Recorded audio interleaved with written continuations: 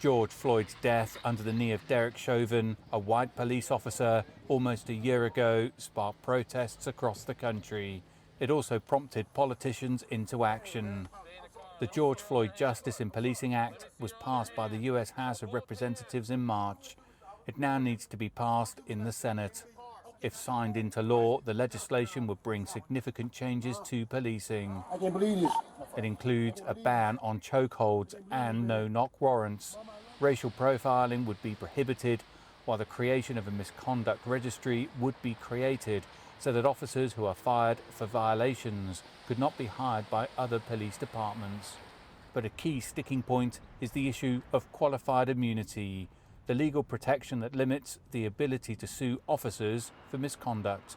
You know, we need to end qualified immunity. The one thing that is preventing people from getting justice is qualified immunity, and we have to get that. So without that qualified immunity prohibition, basically the bill is pretty much nothing.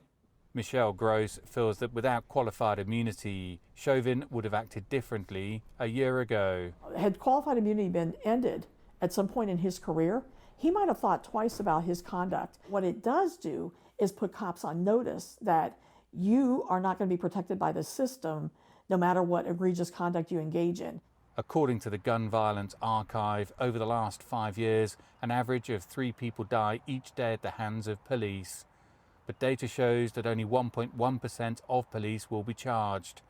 But ending qualified immunity may also create other issues.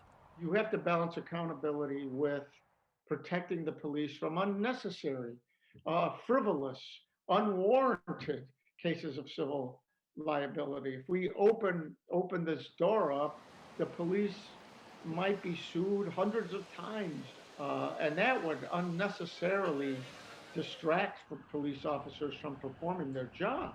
It has been almost a year since the tragic events here reverberated around the world. The passing of the George Floyd Justice in Policing Act would show tangible change, although some civil rights leaders hope it's just the first step in the process.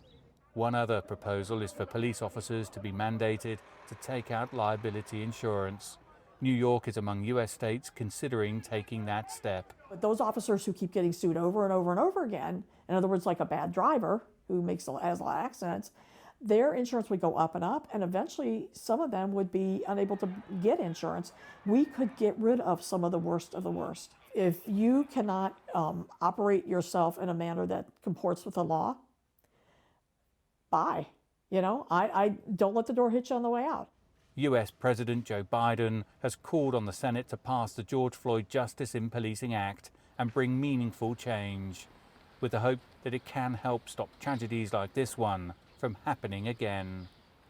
Dan Williams, CGTN, Minneapolis.